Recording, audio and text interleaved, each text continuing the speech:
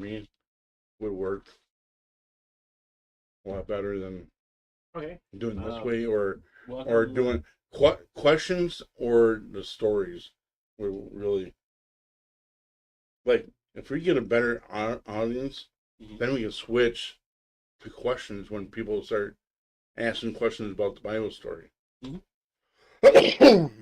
All right, we're live now.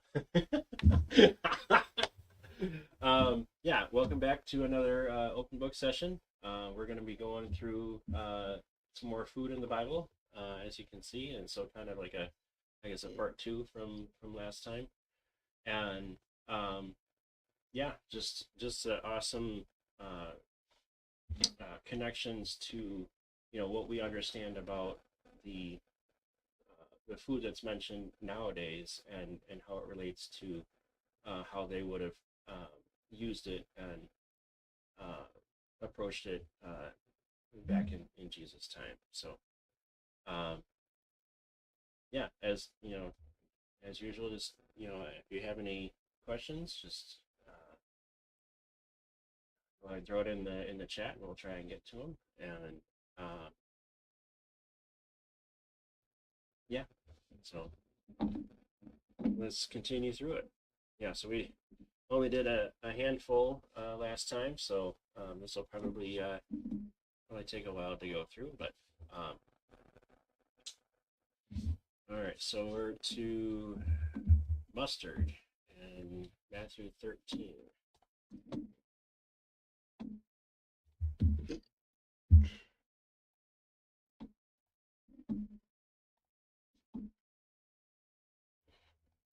Verse 31.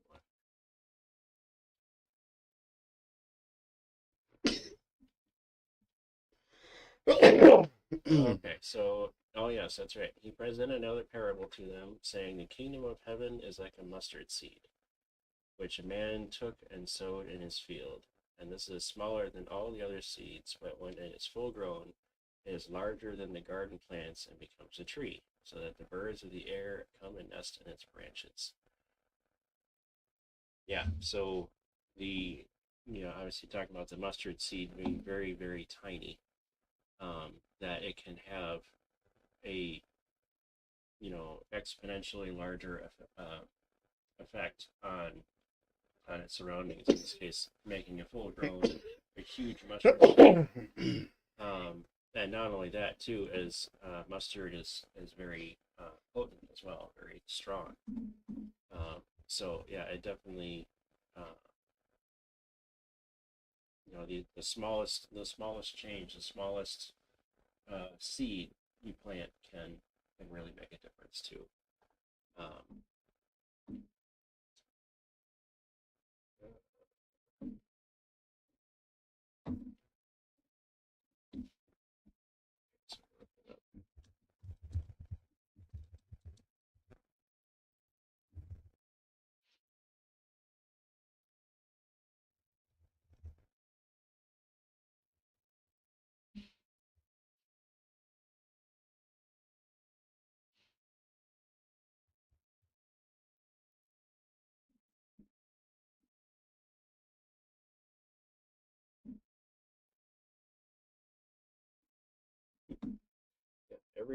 everything we've come across so far has always been, it's benefit, a number of things too, not just one thing. You know, um, okay, so there's different kinds. There's white mustard, black brown mustard. Um,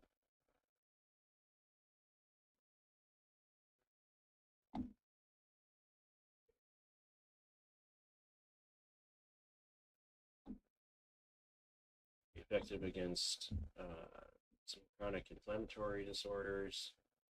Uh, oh yeah, skin conditioning, itchy rash, and stuff like that. Uh, yeah, so all these. Okay, so antioxidants and other things. All these things are. Um, oh, still, just a second here.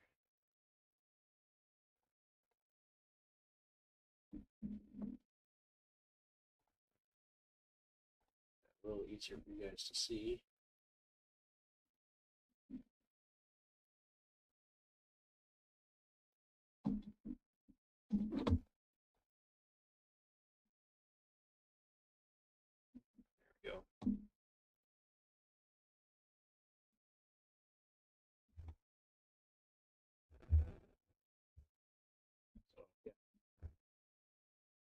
one, two, three, four, at least 4 or 5 different components of the mustard seeds and mustard oil uh, that are helpful. Uh, so yeah, just the incorporating that into the condiment mustard, I guess, mustard with everything else in there is a great way to help with a lot of things. And getting uh, the like we just talking about the aspect of uh, the tiniest things being not only so potent but also so effective at growing and reaching as much as possible, and having uh, a much greater impact than you would normally think. You think, oh, you need this to get this huge thing or huge effect. You need to have a lot going for you. Or you need to have a lot, background, or be very important or anything like that. And, this parable was saying that that doesn't need you don't need all of that. You need even just the tiniest thing, a little, say, one word or phrase to somebody is enough uh, to get the point across, and to get exactly what's needed through, you know. So I like that. I like that. So okay, so rue. Here's one that's a little bit unfamiliar. It's Luke 11:42.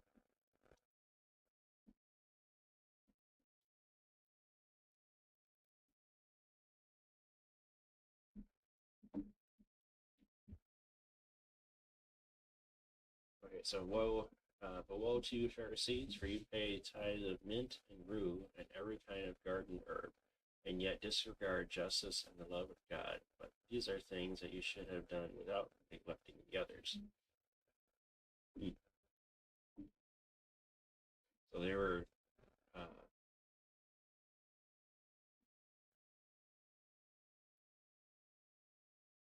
yeah, they were paying, you know, paying their tithes of these plants and herbs, but they weren't doing the rest of what God had commanded them. So they were, you know, you one thing, oh, we're doing righteous things. Look, so we donated this, and then they're turning around and not following God with other things, they're supposed to be doing, the justice part of it, neglecting the poor and stuff like that. So uh, it's important that there, if you have uh, that attitude of getting doing God's commandments uh, and giving the offerings because you're doing worship for God, and then you turn around and disrespect Him and not follow His commands, throughout the rest of the week. That's that's it shouldn't be on both sides. It should be all for God, or then you're against Him. Uh, but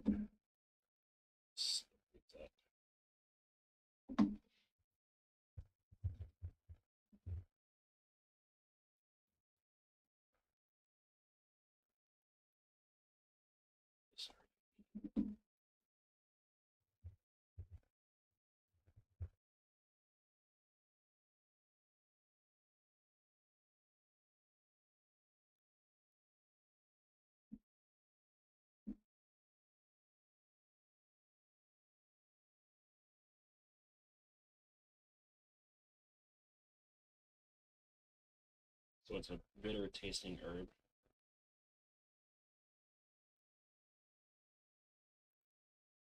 Mentioned in the context of healing and protection, I guess.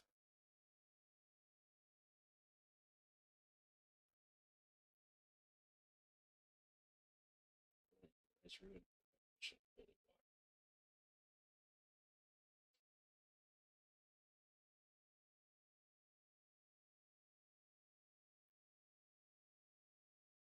It's got a strong pungent aroma. Hmm.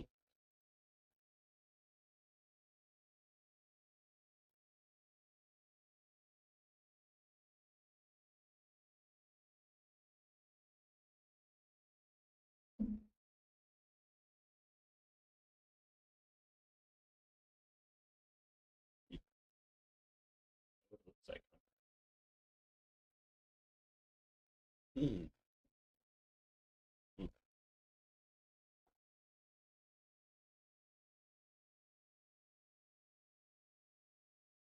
Probably seen stuff. I guess probably stuff that looks similar to it. I've never seen that Uh, before. Out and about. Sometimes maybe not in this kind of quantity together, but I think I've seen one or two maybe out and about, or something that looks very similar to it. You know, you can eat it. And what's it? That's not the. What do you use this? What kind of food do you use? Stuff. It just said as a bitter, like strong, pungent taste. Yeah, bitter aroma, bitter or strong aroma, bitter taste. I bet that one tastes really good on food. Mm.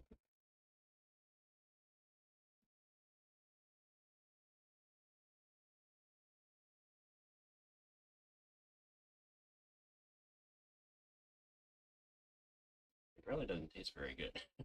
No. And it sounds like it's more, uh, included for like you know, maybe incense. What is it? Burn it, or you uh, have it just giving off a smell or something like that. I don't know. All right. Okay, salt. Obviously, very Everybody knows very salt. common. Yeah, salt. Yeah. What is better for you? Yeah. Well, and see, There is a really good one that it's a pink stuff. Yeah, the Himalayan salt. Yeah. Yeah, yeah. Salt, I guess is it's more complicated than the just the um, like the element salt, and something like that. So in just table salt, um, you have it's just like iodized or whatever. It's basically it's that elemental salt and I think it's something else to make it not cake or something. I forget exactly what the additive is, but it's just very simple, very I guess you could say purified, but it's processed and brought down to the most basic form of uh, salt, and then like I said, they put a thing or two in there uh, to help with the processing of it or the free flowing or something like that.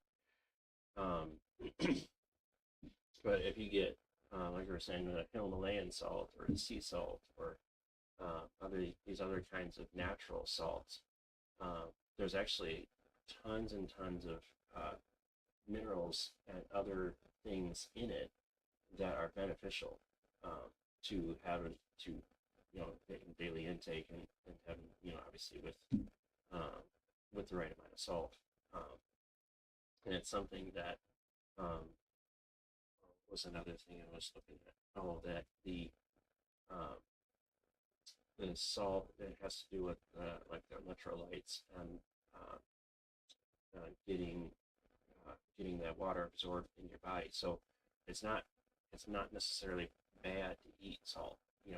Salt is necessary for your body. You know,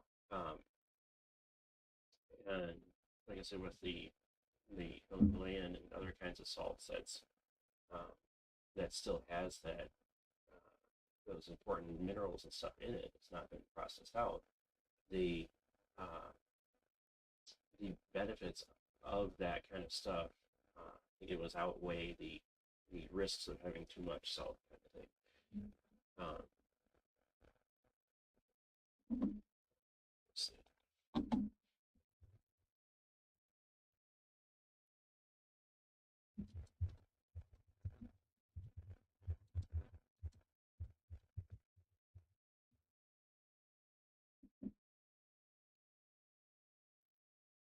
Yeah, 84. Yeah, that sounds about right. 84 different minerals. Um, so when they Oh, salt. in salt, yeah, Oh, yeah. Uh, Actually, and that and um, ounce for ounce, the Himalayan. I think both the Himalayan and the sea salt is stronger. Like it's like affects food stronger than just regular salt as well. Um, and the like some of the salt has been uh,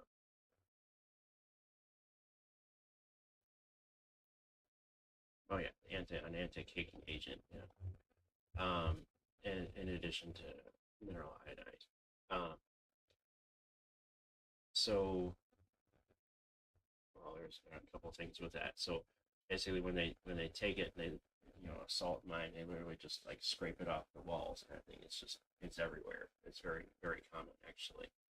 Um, but when they process it into table salt, they remove all the extra minerals. They basically get it down to, like I said, they get it down to the most basic form possible, and then they add this anti-caking agent so that it goes through the bottles, go through the pipes and stuff like that, and then they add the mineral iodine. Okay, which is not necessarily a bad thing, right? You add the um, so iodine's a mineral that the body does not produce, right? Um, the uh, the catch with that is, you don't know, like, if you're adding salt to something that's already, say if you're adding salt to a frozen dinner or something like that, that's already has salt processed in it, something like that. Um, are you getting more salt than you should just by because you want more flavor kind of thing, and that too is an indicator that you're using salt, but it's not as salty as, or you're having to use more of the table salt than you would normal, not normal, but uh, Himalayan or sea salt. So you never know how much you're getting of that additive. Now necessarily Himalayan salt's not much better, because it's all naturally occurring. You don't know how much uh, is getting in that in each dose of it either. But you're not. I don't think you're in any danger of getting way too much kind of thing. Like in talking about, okay, the concentration of it too. If um, you're putting salt in something, cooking it, and then like boiling it down, okay, so that all that salt's more concentrated now, and then like you add more water or whatever, and do it again, add more salt, and you're concentrating it even more. Um, so yeah, all these and time to go through all 84 different minerals, but I think the vast majority of them, where I read somewhere, were beneficial. It's like they're naturally occurring, and every one of them is beneficial to the human body. So, um, yeah, oh yeah, magnesium, potassium, calcium. Uh, yeah, we went over that last time. mm-hmm. Yep, yep. Uh,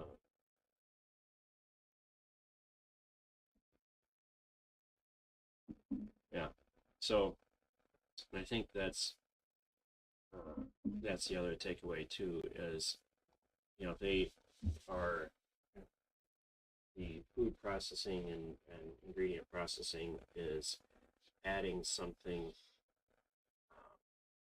well, in this case also taking away, but adding something to it in, whatever, even if it's trace amounts kind of thing, you have to wonder, okay, they can't possibly, so they're going to add to, like, say they're like, I don't know, adding a vitamin D, or they're adding some sort of additive to it to, oh, you need whatever 10% daily value from this amount of food. It's like, okay, well, there's no way they can possibly know, like, what our diet would be eating this food if we're actually, needing that much.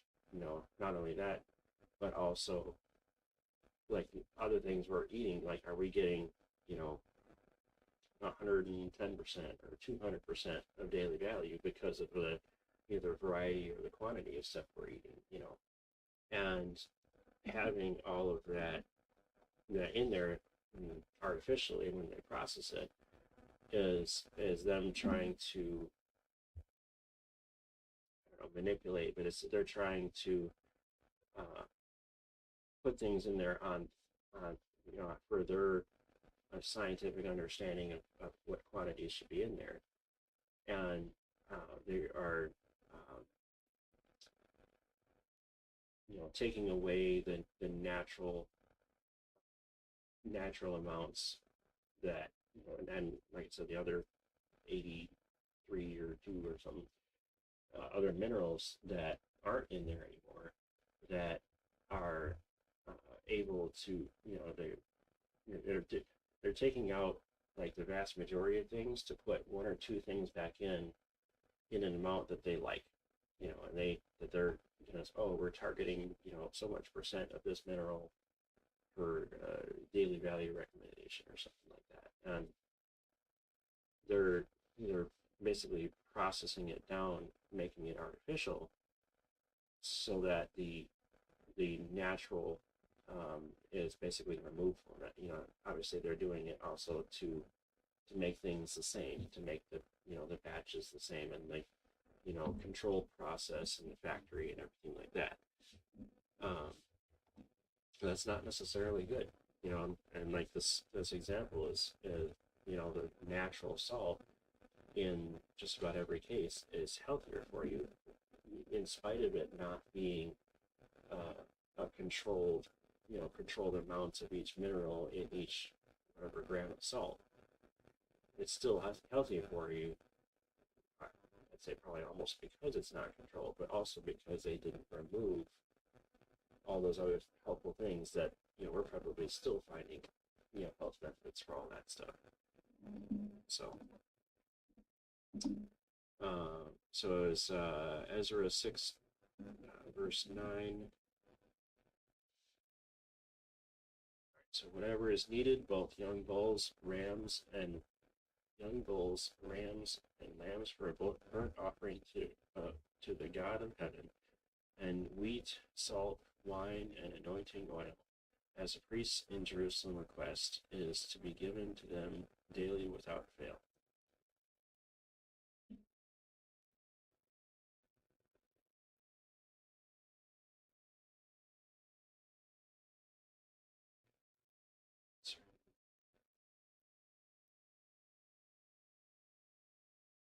So moreover, so verse 8, moreover, I issue a decree concerning what you are to do for these elders of Judah in the rebuilding of this house of God. The full cost is to be paid to these people from the royal treasury out of the taxes of the provinces beyond the river, and that is without delay.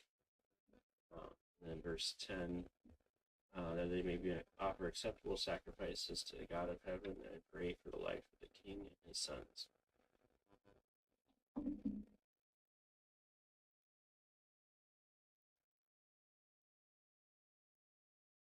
so this are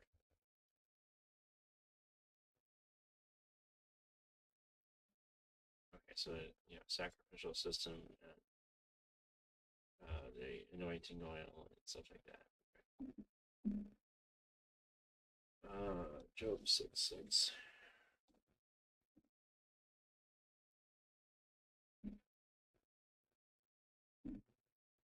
can something tasteless be eaten without salt, or is there any taste in the white of an egg? Okay, yeah. So and this goes to the potency, I guess, not necessarily concentration, but um, the difference between the natural and the artificial salt is uh, there's in more ability, more taste. Um, there's more flavor with the natural salt, and that's something that that can you use that to flavor something that's flavorless, like in this example, the white of an egg. Or if I've had it for like you know leftovers from a couple nights ago, or chicken or turkey or something like that. Is you get to so far along it's been cooked and reheated and stuff like that, and loses a lot of flavor.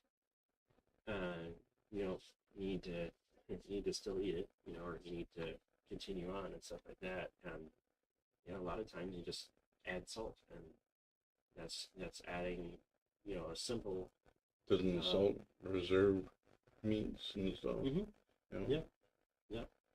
And tenderize it. Mm-hmm. Yep. Yep. Yeah, and that's something very very useful. Obviously, if you're like curing meats or turning it into like beef jerky or something like that, I guess you use that as well. Or if you're doing No, way back then they used to put in barrels. Mm-hmm. Yep. Tons of salt. Yep. Yep. To keep it. Mm-hmm. Yeah, and the just imagine the taste of the meat. like that. Yeah. Yeah. I don't know if I could eat that. Yeah. Well, Sitting and salt if all you're the time. talking about and you're hoping that the meat kept it good, or that salt kept it good, over that length of time, kind of thing.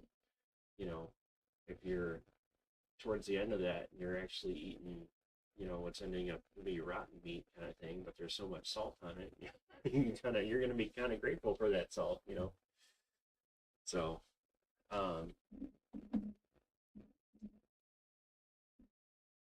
yeah.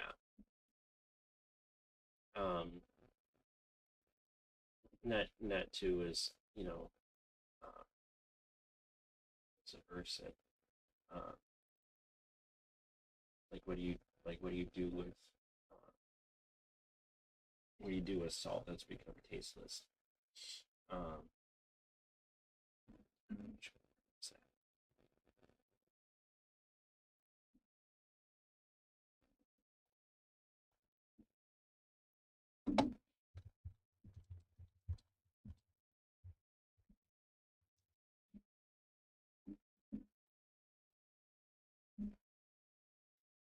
Loses its flavor, yeah.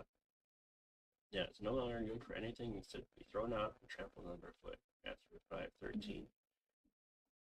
Yeah, because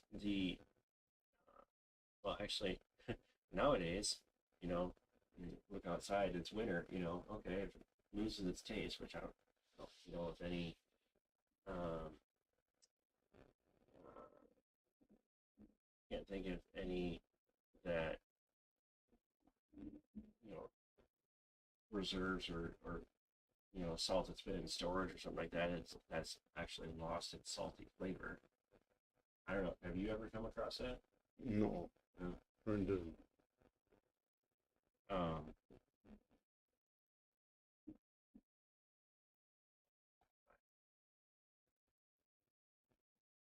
Salt of the earth. Yep.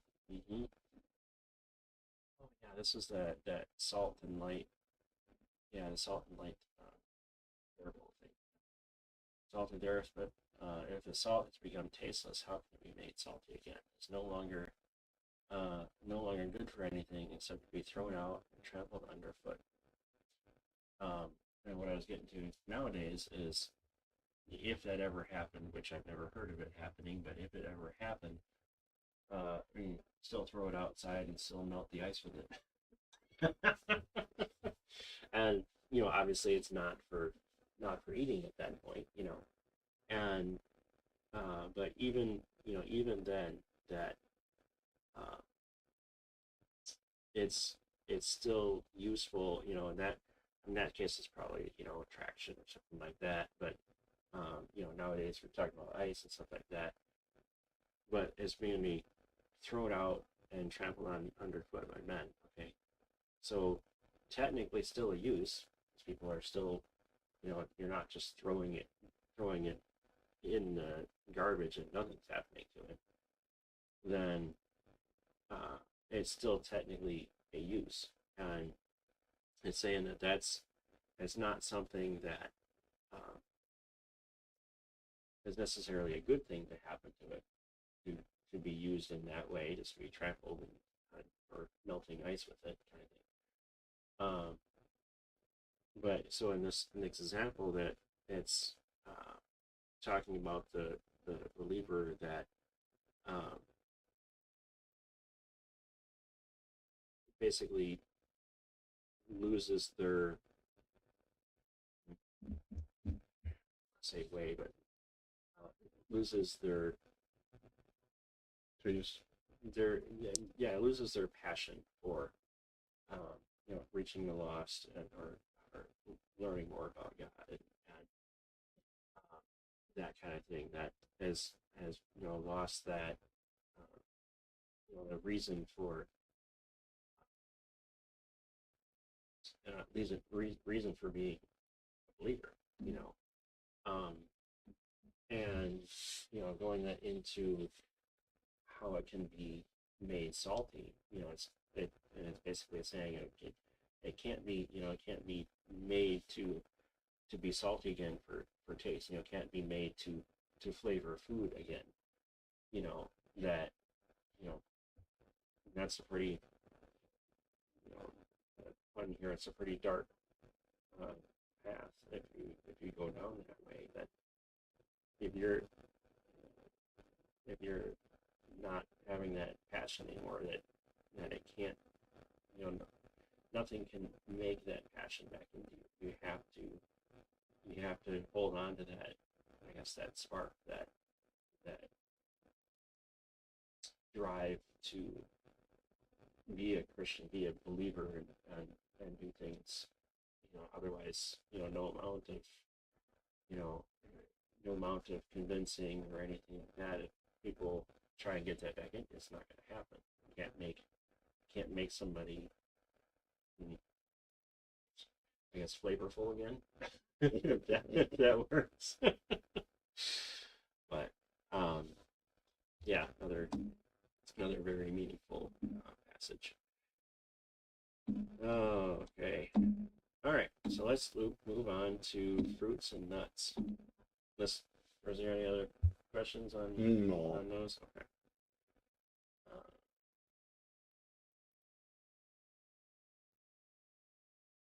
yep. It's still just Apples.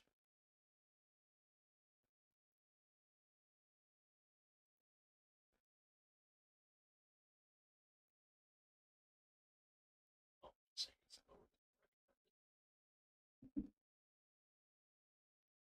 reviews though.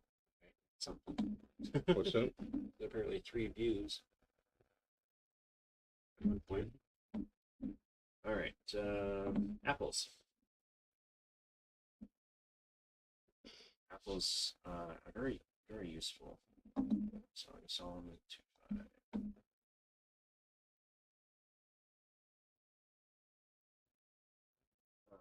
Yeah, very, very useful fruit, and there's tons and tons of varieties as well. And they're something that is up there as far as one of the most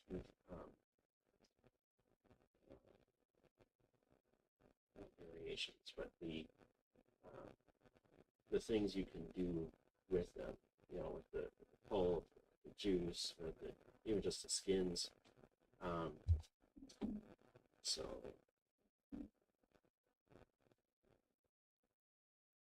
uh, verse 5.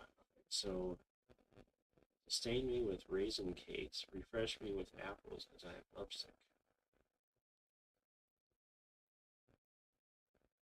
Oh yeah, Song of Solomon. Oh, like an apple tree among the trees of the forest, so is my beloved among young men. Shade I take great light, sat down. Yeah, it's a very, very nice tree with, shade and everything like that. And oh yeah, that was another thing too, is uh, they're uh, pretty much always bountiful. They're once they get going producing apples, they produce a lot of apples, and that's year after year kind of thing. So that's one of those ones where you can basically plant a few trees. I don't know how many, but a few trees, and be set for essentially for meals for quite some time.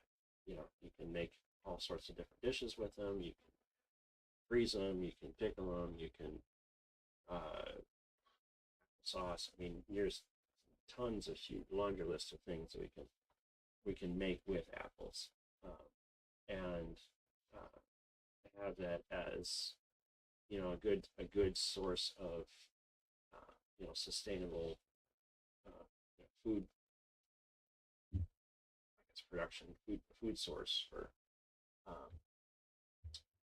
for a good number of people. I know there's probably quite a few apple orchards around here, and um, they always have tons and tons of apples. Now, I will say, of course, because I've seen this and almost like tasted in some cases, but there's something to be said about the big production farms will put the wax coating on the apples. I don't know if you knew about this, but they put basically seal it in wax, and it's who knows what kind of chemicals are in this wax and stuff like that. But it's one of those that's pretty hard to get off. You need to, I think it's like vinegar and a couple other things you need to actually get it off with. And um, you know, when you're just going in the store and picking up out of the produce section kind of thing, you don't know that. You just, oh, okay, and there's no dirt on it. Just just go and eat it. Definitely in bags, it too. Yeah, yeah, and you're like, just eat it, none the wiser kind of thing. Okay, well, you're eating you're eating apples and whatever they're choosing to put on it. But if you're growing an apple tree in your backyard, you know, none of that stuff is gonna be sprayed on it. At least that we can hope, at least. And yeah, just awesome uh, varieties, and able to use it in so many different ways. Is great. And they're what's the other thing? Oh yeah, the fructose, the sugars that make or I should say the kind of sugars that make the apple sweet and stuff like that is also uh, not only plenty of production in apples, because apples is actually one of the, like I said, the quantity you get is one of the easiest bulk uh, ways of getting that fructose and stuff like that. I think what was another thing. Oh, it's like you could, because it's got the sugar, is you can actually ferment it, and that that will produce the carbon dioxide, CO2 gas, and you can actually use that in like in pressure or something like that to actually make something carbonated. Pretty cool. And obviously, other things you ferment apples for. Apple vinegar, do you go over that too? Oh yeah, the apple cider vinegar. Yeah. Apple vinegar. Hmm? Apple vinegar. Yeah. Apple. Well, yeah. It's okay. So apple cider being juice form of apples and vinegar. You don't want to drink the vinegar one. Yeah. Yeah, No. not recommended to drink the apple cider vinegar. No, I wouldn't recommend that. But it is, I mean, there's I mean tons of health benefits for apple cider vinegar.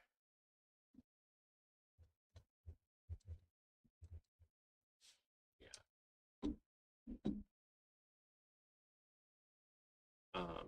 Oh, and the other thing they'll tell you about here, uh, 20, 30, probably at least.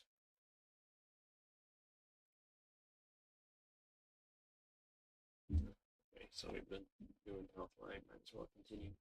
The other thing you'll see with the apple cider vinegar is you want it with they call it the mother, I think it is. You want it, the natural stuff with that. Let's see, organic something or other.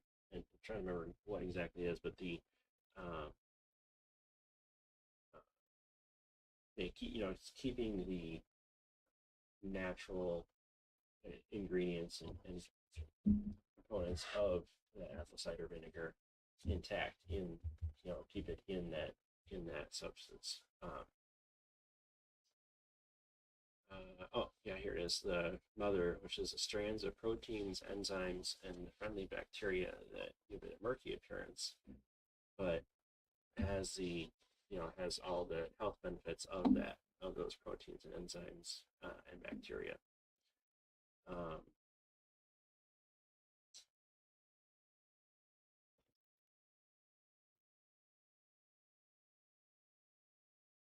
yeah, typically use vinegar for cleaning and disinfecting and stuff like that.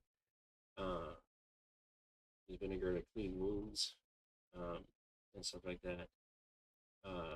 Also, it can also preserve, I think, like pickling stuff and stuff like that. So, well, yeah, lowering blood sugar.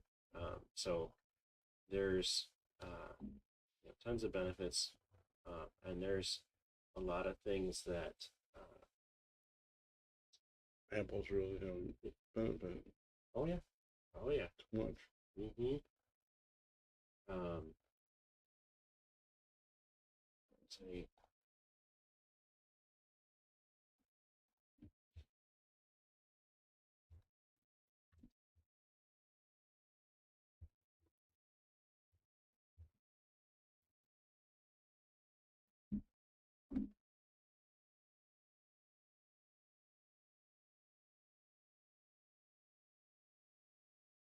So, what you'll see, and they'll probably come up with other things on this list as well, is the raw versus pasteurized argument. And so, like the raw's got that the mother, the unfiltered bacteria and stuff like that. So obviously, pasteurization is the heat treatment process that removes that and basically sterilizes the vinegar. Um, you say, oh, it makes it more shelf stable and toned down in flavor. Yeah, but if you're drinking it for health benefits, obviously you don't want that. You don't, and I've seen another thing too is the uh, the apple cider vinegar with the mother and not filter and stuff like that. Now, if It you have acid reflux, you can't. I can't drink that because well, you're not supposed to it's drink worse. it. You're not supposed to drink it straight. Like shots. You can drink, you can drink like teaspoons of it. Supposed to help with different stuff. I mean, technically, but um, Because I Google that I one. mean, there. I was gonna say, yeah, you'd probably put it in something. You can put it in the water if you want, or take it straight, whatever you want. Well, I've seen it in like But actually, there's a recipe. Um, some water, mhm. apple vinegar, and squeeze a little bit of lemon in it. Gives it taste away. You can drink that down. Hmm. Supposed to I don't help think them. the lemon make it worse for acid reflux. No, for the taste. Hmm. That's what it does. Okay. For the if you have acid reflux, Yeah. and it's terrible. It makes it worse. I've seen like there's like the apple cider vinegar pills or Yep. the gummies and stuff like that. So there's ways of taking it, and of course those are probably going to be, you know, the healthy versions of, you know, they're doing it for the reason. It's not for sterilization. You don't use a gummy to clean it, you know. So um so that's something that, you know, maybe it won't you know, kick that acid reflux uh, problem if it's in like gummy form or something like that. I don't know. Yeah, which yeah, heat treating not can, it will destroy the beneficial components. um,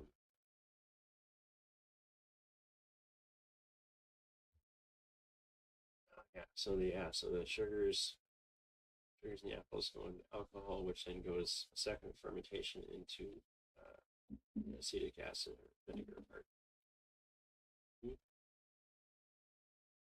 Obviously, they're both very strong.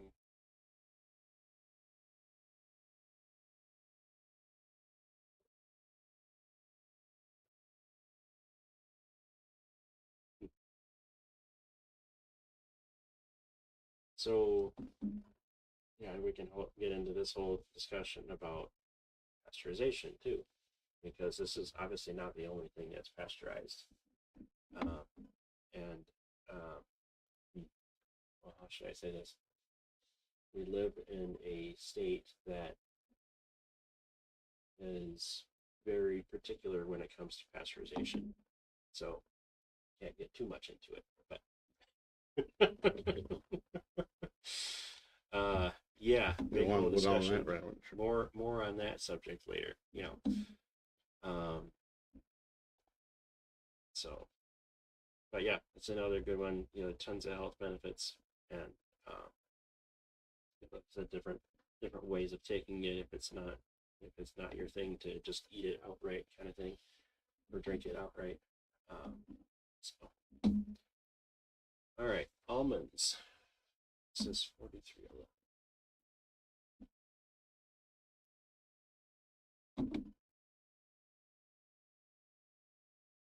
Okay, so this is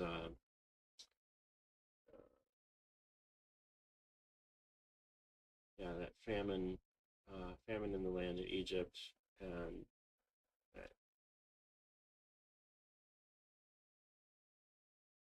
yeah, Joseph and his brothers, and that whole that whole story, that whole debacle. um,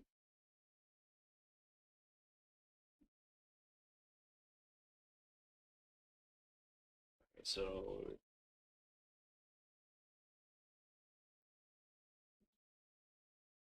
so his father's wondering where he is, why he's taking so long to come back. So he says, and their father Israel said to them, if it must be so, then do this: take some of the best products of the land in your bags, and carry down to the man as a present a little balm and a little honey, aromatic gum and myrrh, pistachio nuts and almonds. Hmm.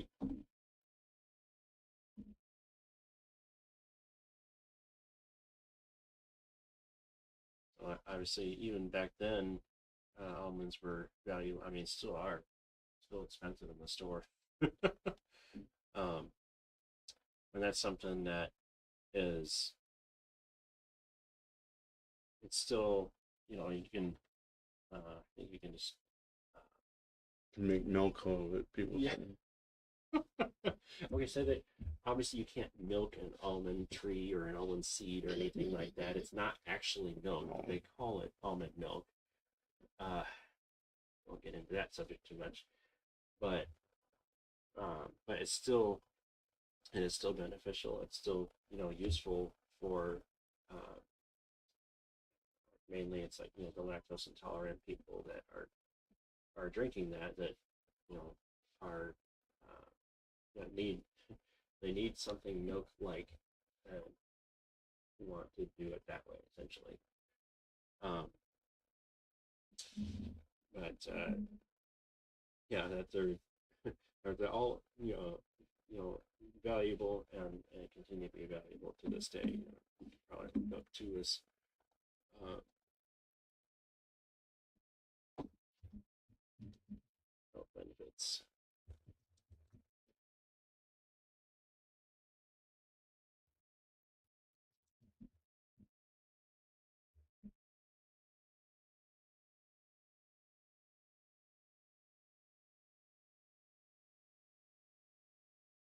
Just by thinking about it makes my mouth dry. Yeah. I mean, they're pretty good. They're maybe there's a little salt on the outside or something like that. I already covered salt, and I like them. Like a trail mix and stuff like that. Oh look, antioxidants, vitamin E, fiber. Yeah, massive amounts of nutrients.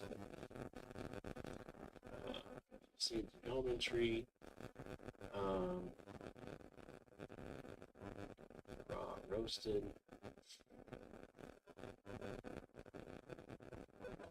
I'm just because I'm curious now.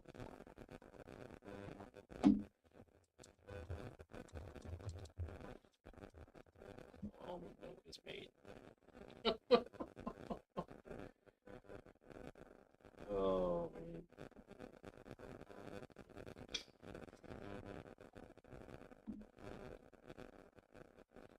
Soaking the raw So almonds there's in a lot of water. water in it. Drained and rinsed. And then, yeah, you blend it. Yeah, basically chop it up, blend it so that it's so finely ground it becomes smooth. Yeah, it's not milk. There's no, like, there's no milk fat. There's no lactose or any components of milk.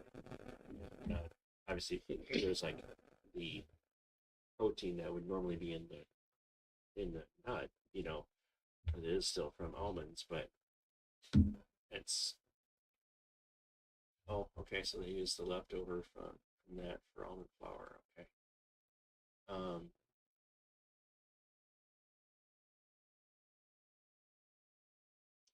okay, yeah. So yeah, even the almond milk on the store shelf is going to be most likely going to be sweetened. Dates, maple syrup, or honey to sweeten it. Um, Added to further get the taste. Yeah, vanilla vanilla flavor to almond. It's like, okay, well, almond's got its own flavor. It's not quite vanilla, not the same as vanilla kind of thing. Um, oh, gee, and the store bought almond milk. So I think the few that I've seen, the store bought almond milk, they still keep it in the refrigerated section, but it actually lasts a long. It put who knows what in it to make it last a long time. But obviously, if you're just blending it up and doing it yourself, then it's not doesn't have those preservatives in it. Um, but yeah, it's another thing that like they'll somebody will drink the almond milk because they can't have the lactose intolerant. They can't have that. Um, but if you're just drinking, what's it? If you're just drinking regular cow's milk, it's not necessarily it's not necessarily sweet. I guess you'd say it's not like sweetened kind of thing. Um, but if you drink the almond milk and probably the stuff on the store shelf or something like that, there is a kind of a sweet, I guess it's a kind of nutty flavor to it that is different than regular milk. And people say that, and I've heard people say that the almond milk, if you're trying to compare it to regular milk, is sweeter, and obviously because it might actually be sweetened. but even just the regular um, almond milk itself is because it's not as, or it doesn't, what is it? It doesn't have the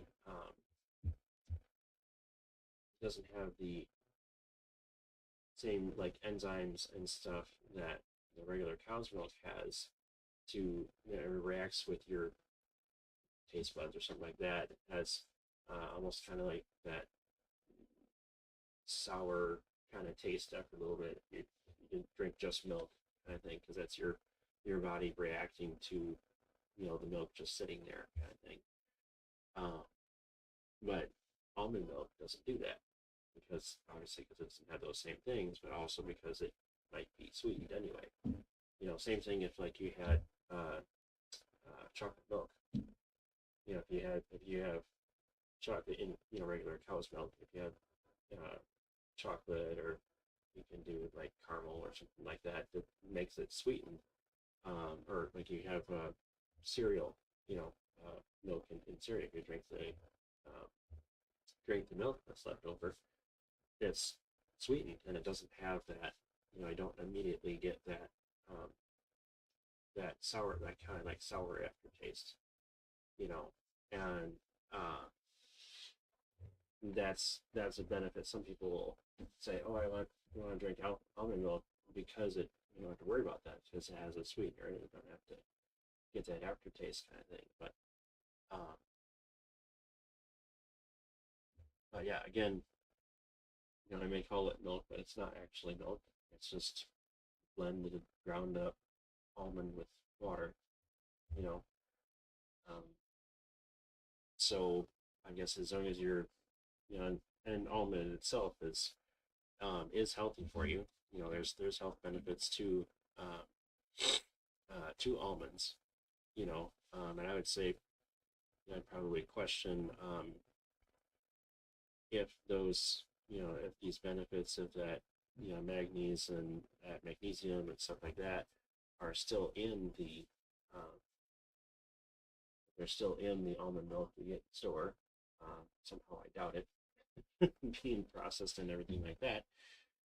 But that would be a another reason to do it, because you know you're not necessarily getting these same exact things from cow's milk. You know, you're probably getting different things from cow's milk, but you're not getting these exact health benefits from it. Um, what is this?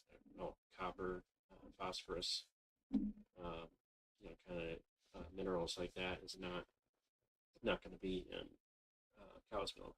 Not that I know of, at least. um, so yeah, almonds. All right. I did look up the other one. Dates. Dates. Yeah. Mm-hmm. Second Samuel Did 6. we go over grapes? Not yet. That's 2 down. You want to skip the grapes? No. Oh, Dates. okay.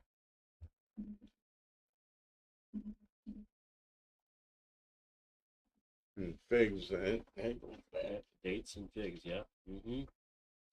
Just trying to remember. I know I've had figs before. I wonder if I've had figs. I know they're similar. You can look that up. Yeah.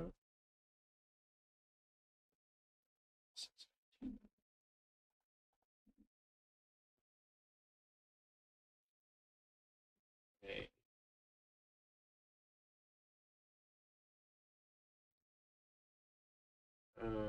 Okay, so King David. Okay, so when he's finished offering the burnt offering, and when David had finished offering the burnt offering and the peace offering, he blessed the people in the name of the Lord of hosts. Further, he distributed to all the people, to all the multitude of Israel, both to men and women, a cake of bread and one of the dates and one of raisins, and a cake of bread and one of dates and one of raisins to each one. Then all the people departed to each to his house. So three cakes to uh, all the people. That's that's a lot. A lot of it's a lot of food to make.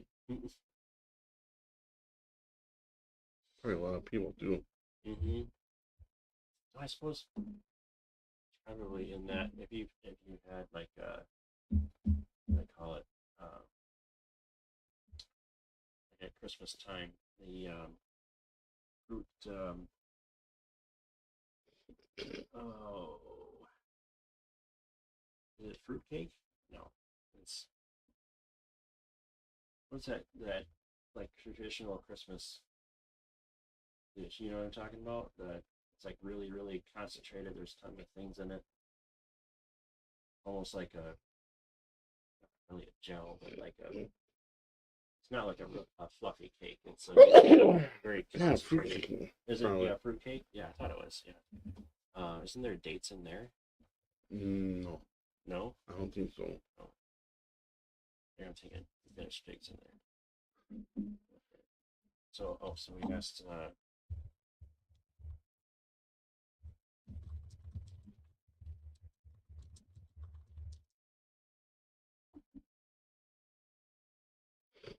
Both sweet fruits and different plants. Figs are from obviously. Uh, figs are from fig trees. Dates Well, are from there. date palm trees. What? What's the difference between fig and dates? Yeah. Figs are higher in calcium. Dates are lower in fat and sweeter. Okay, so here's the different pictures. Yeah, I've had figs a couple different ways before. Uh,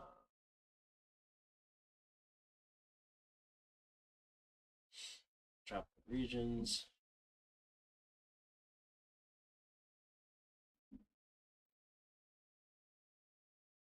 Oh, interesting. Figs are inverted flowers require special pollination by fig wasps. Huh.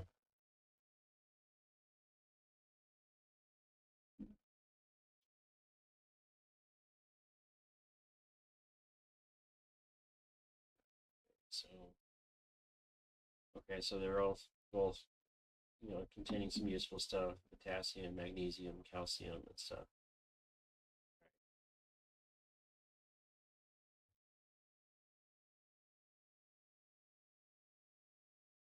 Antioxidants. Okay, yeah, there's that again.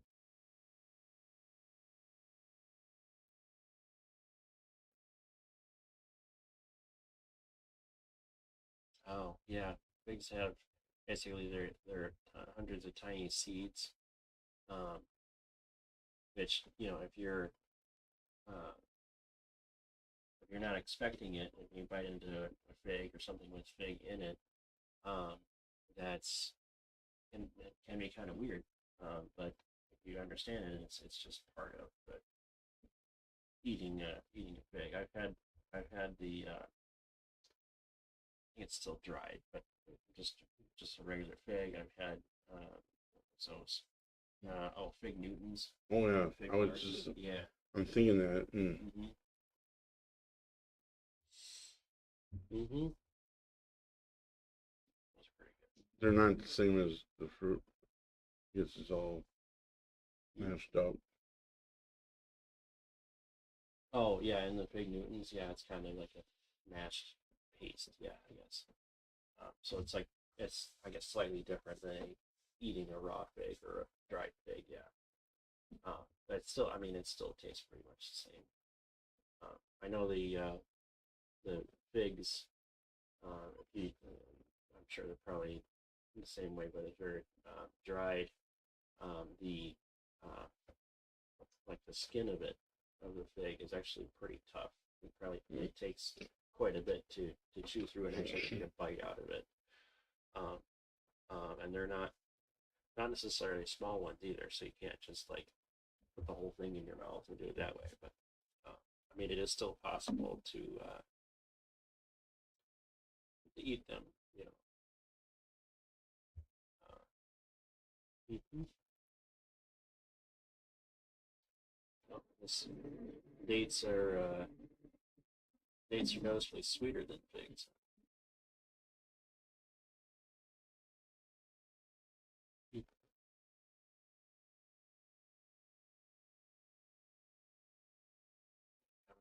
Dried.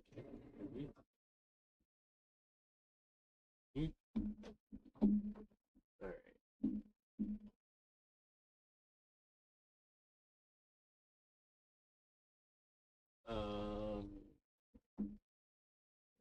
Chronicles 16.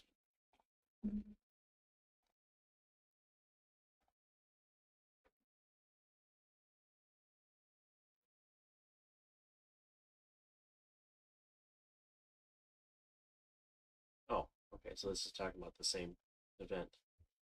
King David was finishing off the burnt offerings and distributed everyone in Israel a loaf of bread with.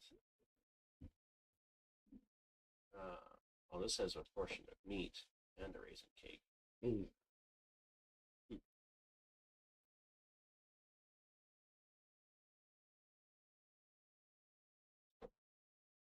But yeah, and this goes to show too, the raisin and the fig and stuff like that. Those are all names and stuff like that that they wrote down way back when, thousands of years ago, and understood that this is what you eat. This is these are I'm giving you this because it's sweet, and those kind of properties. It's the same. It's the same plant, really. It's the same food item from all those many years ago that we eat nowadays. And that so it's still amazing to me that it's that uh, I wouldn't say common, but it's that stable in history that it continues to be you know uh, still available and still something. It's still something that we eat regularly. I mean, not regularly, but for figs and stuff. But we have it available to eat if we would so choose regularly if we wanted to. So, uh, yeah, another cool thing. And again, the mineral benefits and health benefits that if have always been there. And obviously, way back when they're not pasteurizing it and removing those things. So they would just you know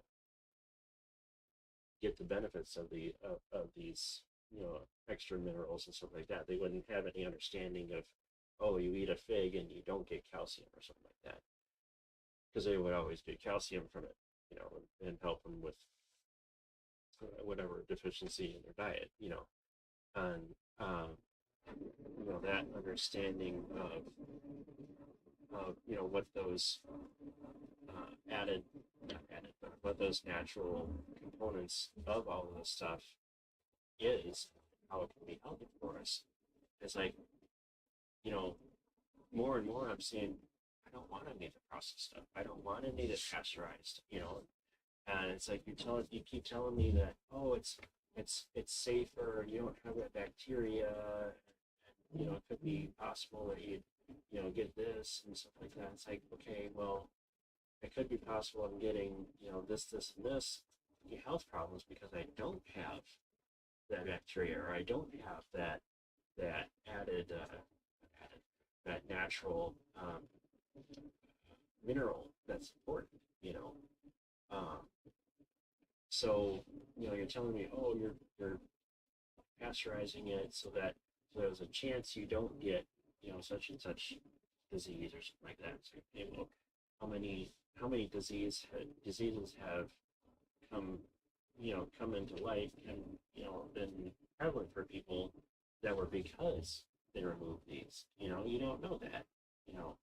And they can't just I don't like that they're able to basically take over the market share in the grocery store and have that as the only availability.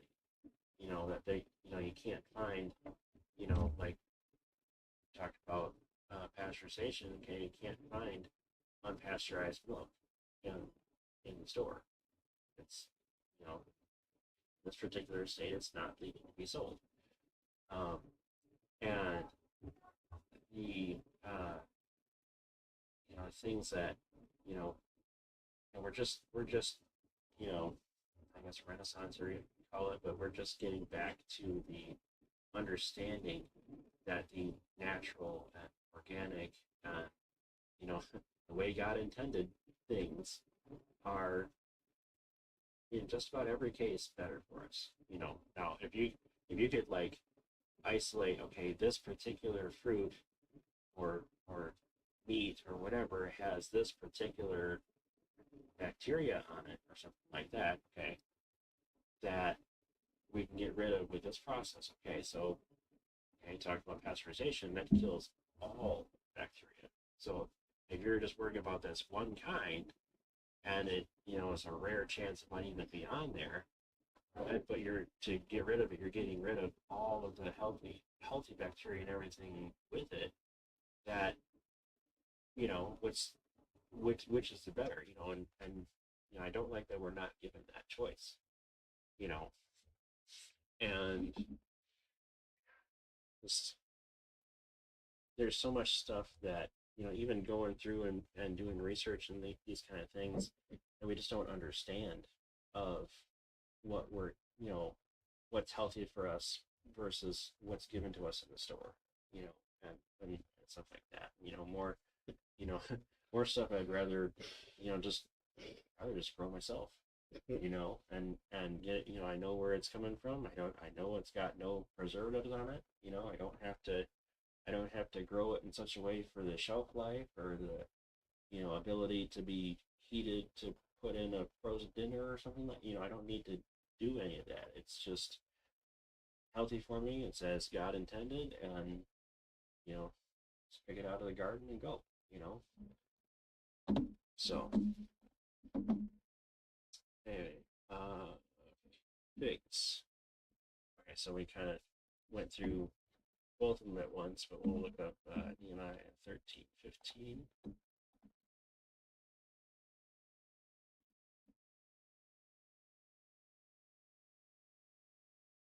Okay.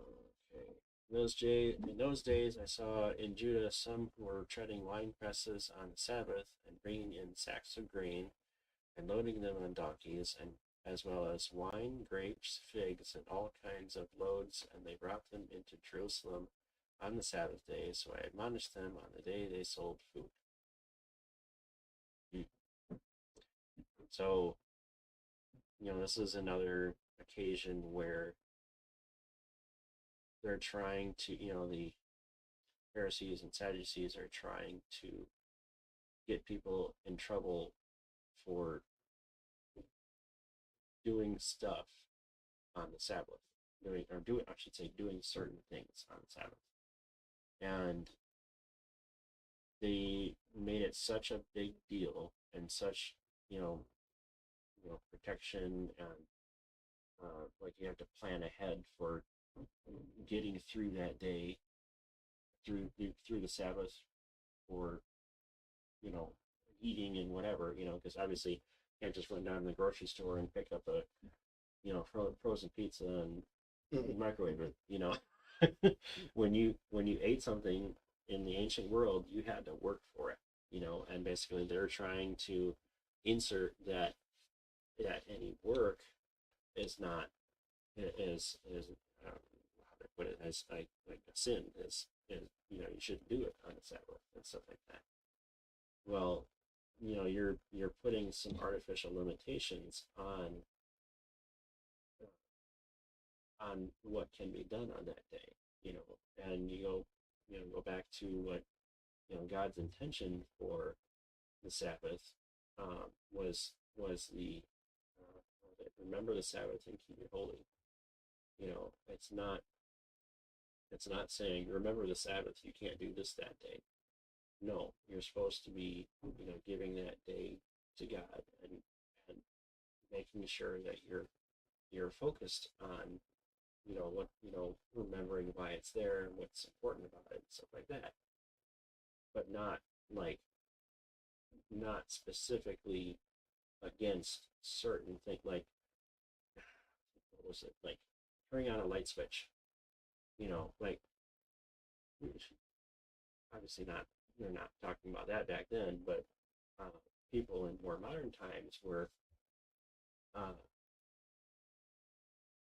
guess, not translating that, but like continuing that those traditions out, and even making it apply to things that didn't even exist in the Bible, just to continue to apply it as in the same vein and transition tradition as back then. It's like it's work to go to get up out of your seat and turn the light switch. Like you know they missed the they missed the point. They missed the point of what that day is supposed to be about. And it's like, oh, should you just spend the entire day in church, or in for Jews in temple and stuff like it's like that's not the intention either. And it's not a requirement, obviously, as we know, being Christians, it's not a requirement uh, to be in a specific place or doing a certain thing to worship and glorify God. So it's not about that. It's not about you have to. It's not about um, doing everything, doing everything at church or at temple the entire day. Because obviously, you know, 3 meals a day is going to have to happen at church, whether or people go home hungry. And then there's this thing where the Pharisees and Sadducees wouldn't travel a certain distance. I was trying to remember where that was. We can look that up, but that they would only travel a certain distance. Otherwise, they would have to, what was it? They would have to carry the dirt from around the temple or something like that uh, to say they weren't traveling that far or something like that. Um,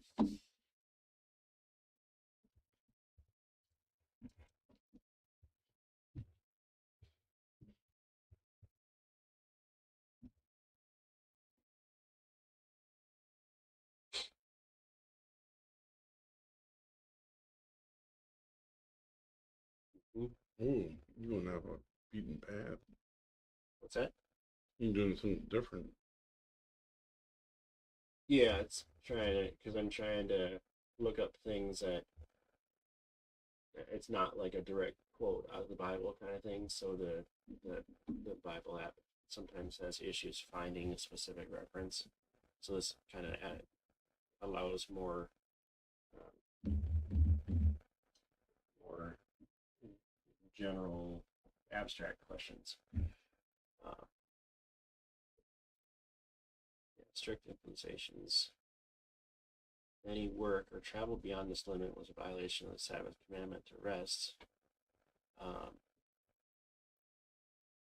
yeah, so Jesus taught that Sabbath was made for man, not man for the Sabbath. And Mark emphasized the importance of mercy and compassion over rigid legalism. Yeah, that's what the Pharisees and Sadducees were doing. Okay,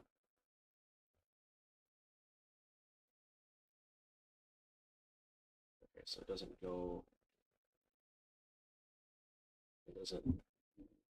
mention the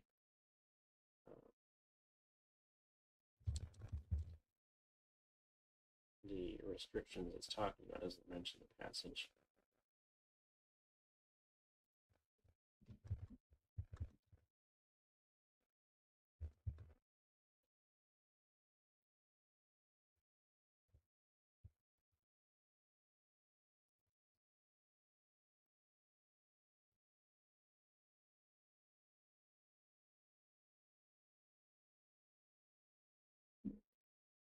It's 28 through 11.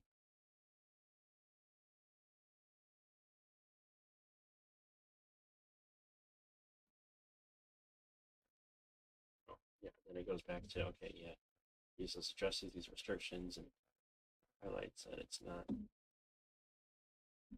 what it's about. Not what it's about, guys. Exodus 31.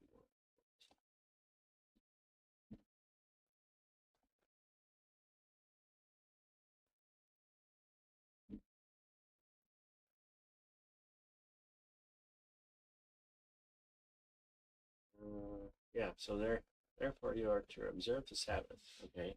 For it is holy to you. Everyone who profanes it shall surely be put to death, or whoever does any work on it, that person shall be cut off from among his people. 6 days work may be done, but on the seventh day there is a Sabbath of complete rest, holy to the Lord. Whereas any work on the Sabbath shall be surely put to death. So it was a, shall we say, a pretty important, capital punishment law. um,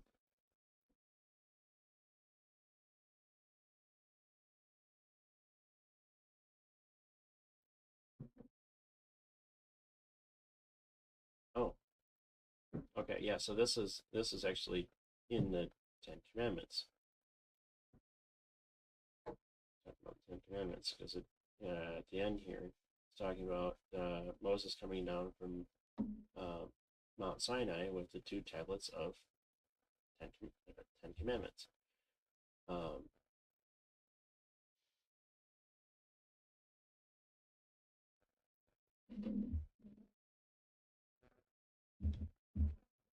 yeah, sure. Observe my Sabbath, for it is a sign between me and you throughout your generations, that you may know that I am Lord God, who sanctifies you. Again, that God is doing things for us.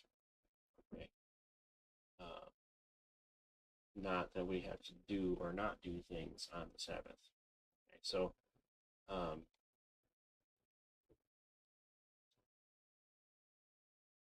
but nowhere in there, obviously it's talking about not working, um, and it's holy. Um, Anyone who profanes it, okay. Nowhere in there does it say like you can't feed yourself, or you can't specifically do this thing, or um, uh, like the travel.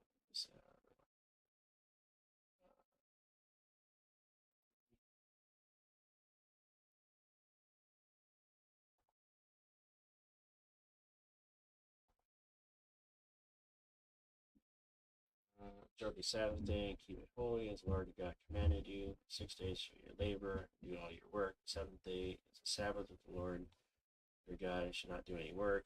Your son, yada, uh, so that your male and female servants may rest as well with you. Uh,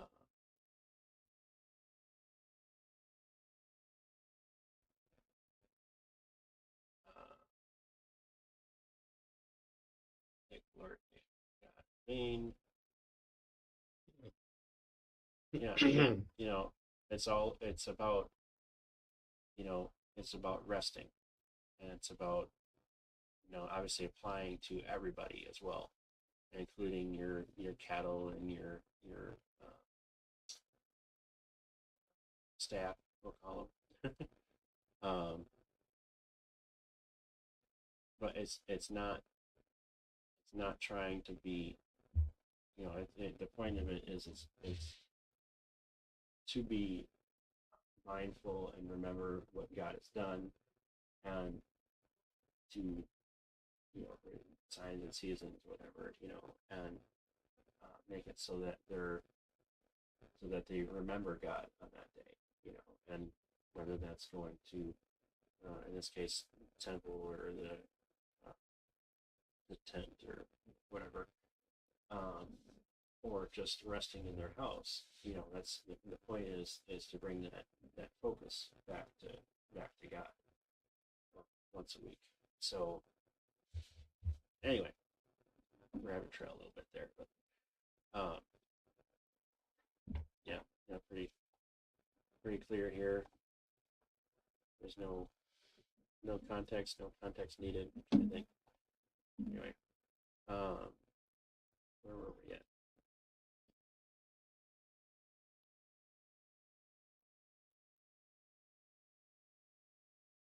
I think we're on grapes. We can finish that off later next week. Oh, wow, okay. Yeah, apparently it is about that time. Okay. Yeah. Well, well, I guess we'll start back with grapes. Um, yeah, just the amazing things that uh, not only we're discovering through scientific process now of health benefits, but also that uh, calling into question, but um, the understanding that these people back then ate all of this kind of stuff. So we're getting told that, oh, I'm not that I'm saying this particular, just make an example, but we're getting told that, oh, raisins are bad for you, you shouldn't eat any raisins. I think it's like they were eating raisins in the Bible, and this kind of stuff benefit, like it was sweet, it was a gift, it was expensive enough, it cost money, and stuff like that. It's like, okay, so what's the reasoning uh, for trying to say that nowadays? Okay, so you know mm, humans are the same today that they've been for thousands of years, the entire time. So what changed? Okay, so instead of saying, oh, this fruit, whatever that God provided for you, is no longer good to eat. Okay, and talking about the Pharisee Sadducee law kind of thing. That's a whole other discussion. Um, instead of saying, oh, they said it from a position of authority or something like that, and oh, we just can't eat it anymore. It's like, okay, how about we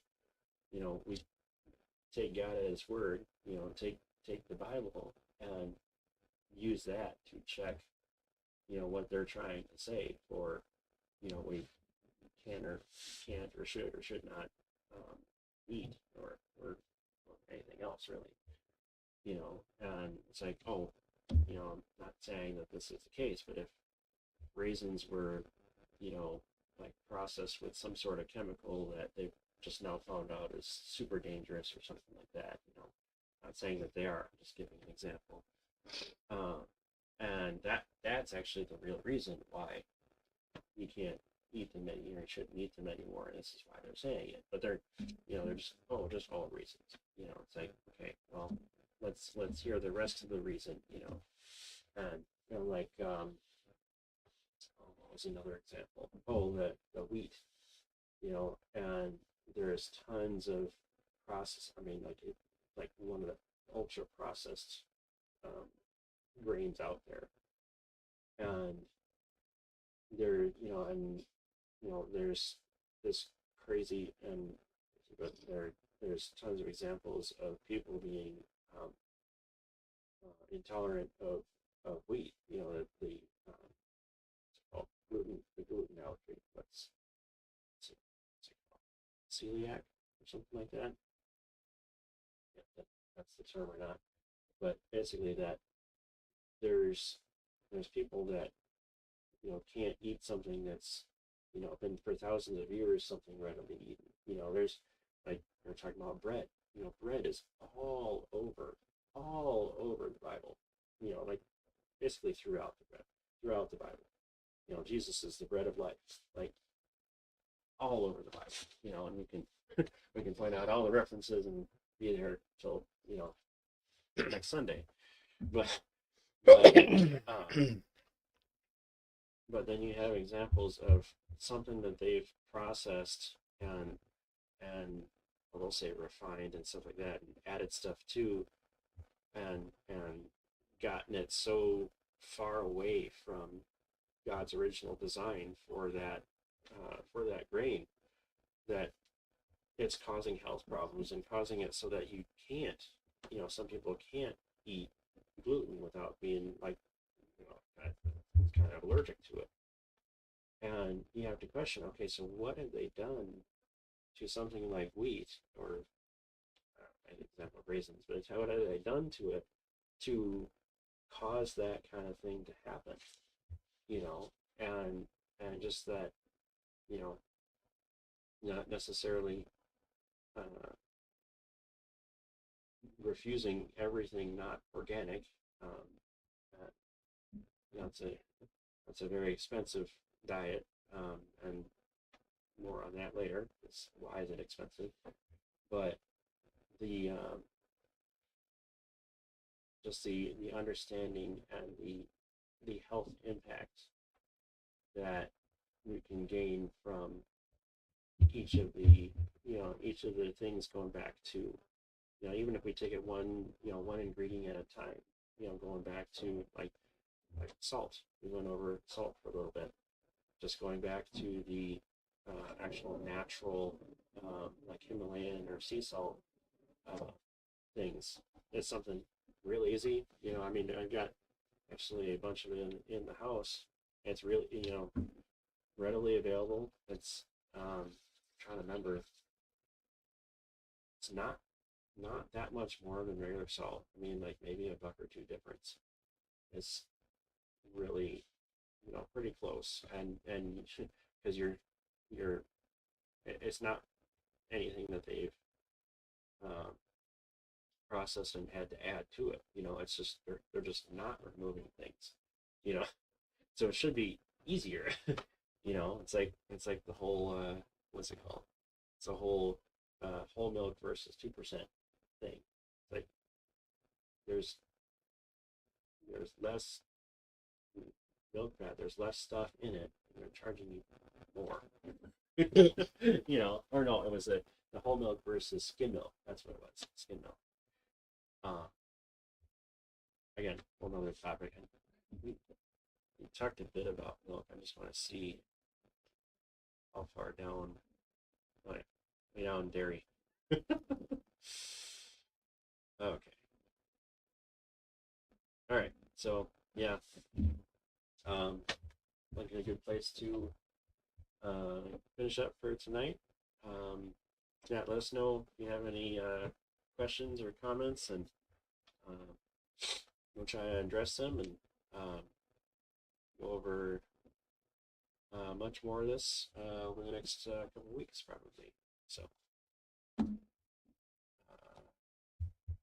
yeah, until next time.